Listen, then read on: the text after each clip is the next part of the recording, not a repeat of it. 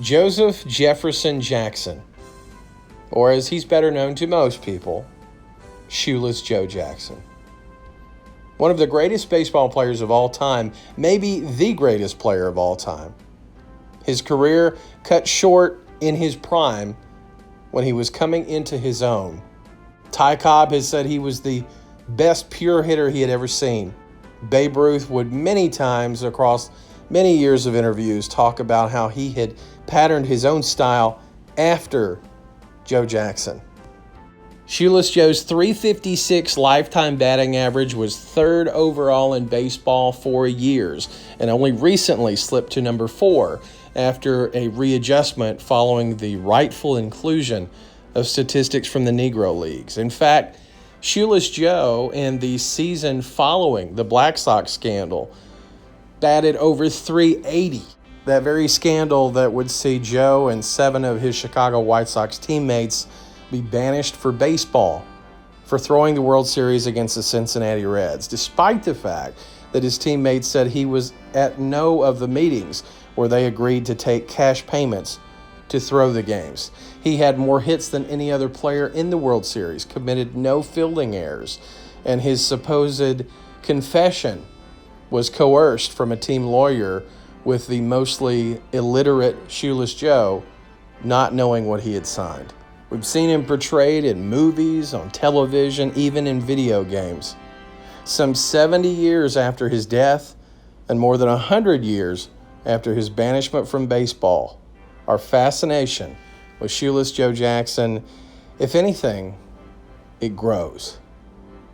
I'm in Greenville, South Carolina, the home of Shoeless Joe, to answer the question, what happened to Shoeless Joe after baseball, and to visit the many sites here that commemorate this amazing baseball player who had an amazing personal story, who proved that through grit and determination that you can accomplish anything. The man that we would later come to know as Shoeless Joe Jackson came from very humble beginnings. Born in 1895, the oldest son of a sharecropper father, they would move around small towns in South Carolina before settling in the community of Brandon on the outskirts of Greenville, South Carolina. And at a young age of 6 or 7, he would actually go to work in the textile mill. At the age of 8, he would have a severe bout of measles that would nearly kill him, paralyzed, and his mother would nurse him back to health over a 2-month period. An education, unfortunately, was not something that would be afforded for Joseph. What he would instead do is work 12-hour shifts at the mill at a very young age. But in the year 1900, at the age of 13, his mother would be approached by the mill operators to have Joe play on the company baseball team. Mill teams were huge at this point, and in fact, it would be a paying gig. Joe would be the youngest player on the team, but would earn the equivalent of $78 in today's money per game. Originally used as a pitcher, he would actually break a player's arm with one of his pitches, and people refused to bat against him. He would move to an offensive position, and it would change his life. This is the Shoeless Joe Jackson Memorial Park in Greenville. It is the very same park that the mill workers would play on. And the most famous to play here was, of course, Shoeless Joe himself. He would be paid for this pastime. He would actually play for quite a number of mills, going around to find the team that would pay him the most money. Mill baseball teams, mill sports teams were highly prized by the mill operators. It kept an enthusiastic employee base. It gave them an outlet. It kept them excited about their jobs. Even in baseball, his lack of education and the fact that he was illiterate would seemingly go with Joe from place to place. He would wait for his teammates to order something in a restaurant and then just copy something that they had said instead of having somebody read him the menu, for example. But here on the diamond, he could escape that. Here on the field, he was unparalleled. In the early 1900s, Joe was becoming quite the local celebrity In fact, a fan had given him a handcrafted baseball bat, Black Betsy. It was made of hickory and it was dyed black with tobacco juice. It would follow him through into the minor leagues where people would say, "Go get Black Betsy," to finish off a team. By 1905, Joe would be playing semi-professional baseball with the Greenville Spinners, who also boast Tommy Lasorda as an alumnus. And his contract would be purchased by the Philadelphia Athletics. Now, the numbers differ. Some say $323 all the way up to $900. So somewhere between $10,000 and $25,000 in today's money was paid by the Athletics for his contract. And he was in the show, the major leagues. And shortly thereafter, he would marry the love of his life, Catherine Wynn. And as you can see here, Joe was always dressed up. In fact, he dressed up throughout the rest of his life. He was always wanting to live down that pesky nickname. And speaking of which, so we can't go any further without addressing perhaps the most famous thing about Shoeless Joe. The fact that he got the nickname Shoeless Joe. How did it happen?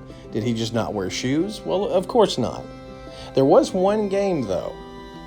He had been wearing some ill-fitted new cleats that had left blisters on his feet, so by the next day, Joe was hobbling and just didn't think he was going to be able to play.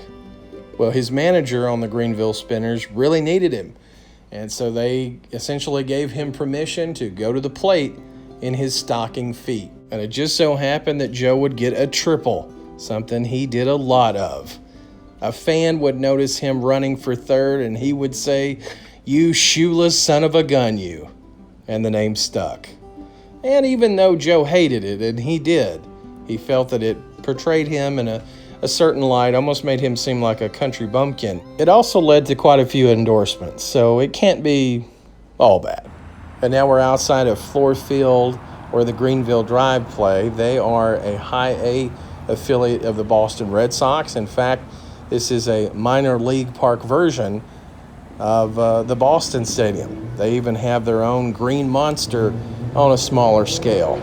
And right out in front of the Drive Stadium, we have a great statue of Shoeless Joe that I wanted to show you.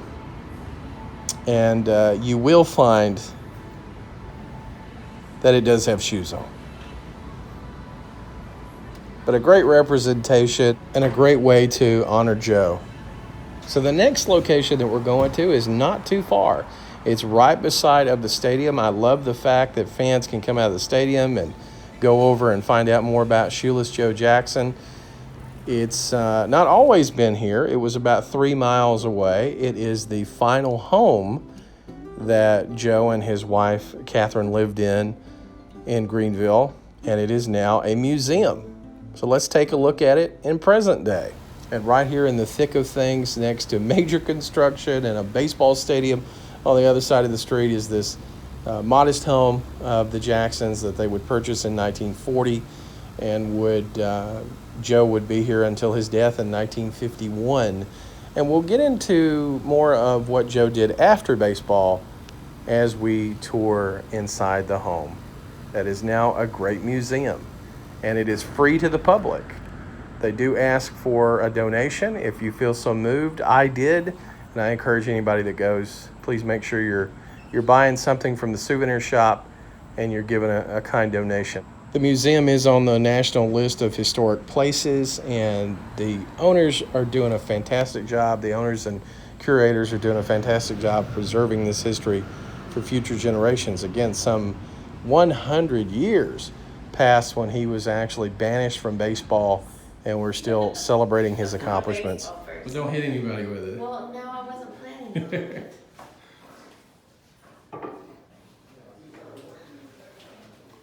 Shoeless Joe, Ty Cobb.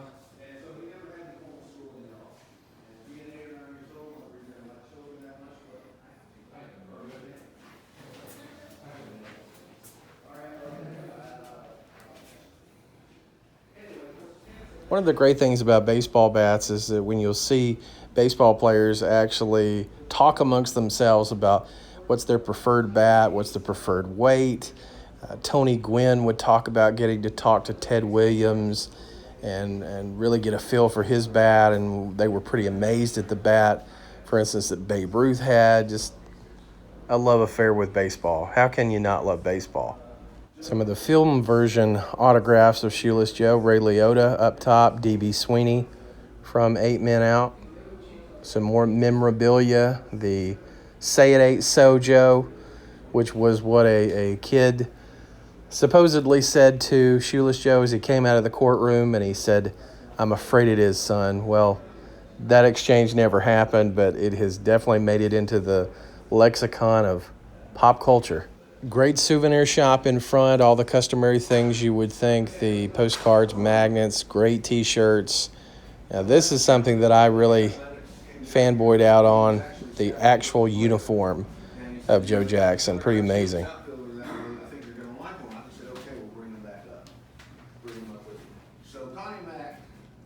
Was really a classy guy, and he was very well educated. He wanted his players to be very well educated, preferably with college degree players, and he'd be holding the menu upside down because he'd deliver it. I'm sure there was probably some hazing involved. The museum also boasts a very impressive baseball library, over 5,000 books about baseball. I could be in here a long time.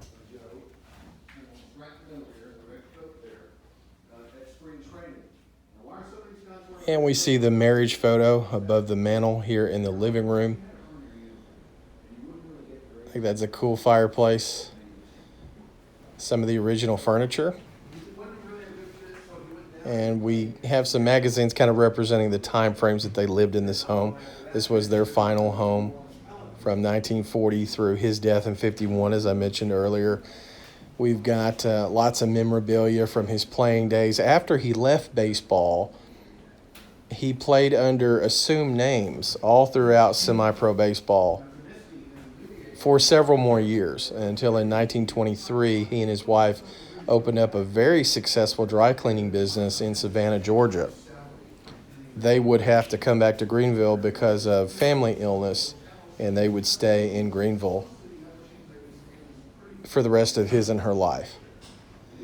And once they got back to Greenville, he actually initially opened up a barbecue restaurant and then later opened up a liquor store, and we'll talk more about that a little bit later. Joe played for the Athletics. He played for the Naps, which would later become the Indians, until 1915. Then he was traded to the Chicago White Sox. And the White Sox, of course, are how most people know him. It's where he won the World Series, also where a World Series was purportedly thrown, which we've already discussed. But a very good career, and again, really in his prime. And some items from Comiskey. There was a Comiskey Park seat. You get an idea of what his locker looked like. I love this image here, him with Babe Ruth discussing hitting. Really like this item here, kind of dispelling a lot of the myths around the Black Sox scandal. This is online, so you can see it. One of those in particular, it talks about the lack of really a substantive investigation, the fact that a jury found the players not guilty and that the commissioner of baseball didn't care. Kennesaw Mountain Landis, he didn't care. And just a modest kitchen Mrs. Jackson kept. She loved to entertain guests. And a lot of the original items still in the home.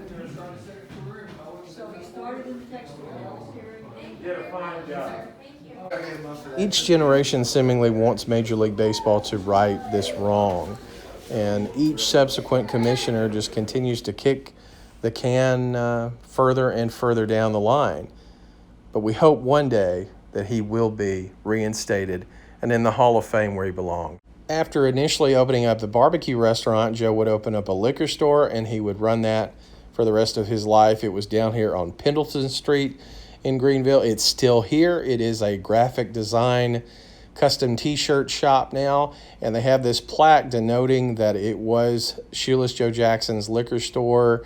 They didn't always have a plaque here, so it's really cool to see them call that out and for it to be another stop as you're checking out the sites. So there's a famous story, of course. Legendary baseball player Ty Cobb wanted to stop by the liquor store. He was in town. He wanted to visit with his friend. He went in, got some alcohol, went to pay for it, and finally just blurted out, "Well, Joe, do you not know who I am?" And he said, "Well, of course I know who you are, Ty. I just wasn't sure that you wanted to know me." And that's kind of where Joe fell towards the end of his life, and after his playing days had ended, and he didn't know how many wanted to be associated with him, and most did. Our final stop is Shoeless Joe Jackson's final stop. Woodlawn Cemetery in Greenville, South Carolina, where he and his wife are buried. Now, this is the center tower in the cemetery. You can't miss it.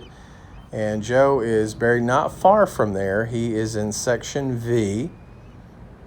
And we will show you his grave now. You can't miss it as you're moving around in Section V, because you see that it is adorned with coins, adorned with baseball memorabilia. For going on 7 decades now, fans have been bringing baseballs, shoes, baseball bats to the grave of a legend. Now, Joe had several heart attacks, and it actually was a heart attack that took him in 1951. He was beloved in Greenville, and he loved this state. He loved South Carolina. He loved the children of the community and would give to them quite a bit, especially during the holidays. And it is my hope that on this baseball diamond, on the Shoeless Joe Jackson Memorial Park, that the next Joe Jackson may come up, may feel the baseball go off the bat, stretch a double into a triple, and maybe, just maybe, need to come out of his shoes, and a legend might be born. Thanks for watching, everybody. And a little bit of bonus footage for you. Now, there are very few Shoeless Joe Jackson autographs that exist that aren't something official, a contract, a check. If you see autographs such as this one right here, typically it was done by his wife, who, as we talked about the fact that Joe was virtually illiterate and relied on his family to do most of those things, to sign the autograph requests that he would get. Pawn Stars, for instance, bought a fake autograph. So the real autographs that exist of Shoeless Joe carry a significant premium. And a Black Betsy, an original Black Betsy bat, recently sold at auction. It was given by Mrs. Jackson to a family friend. Brought more than $600,000. So the mystique surrounding this legend has really never been stronger. So for real this time. Thanks for watching. Have a great day, everybody.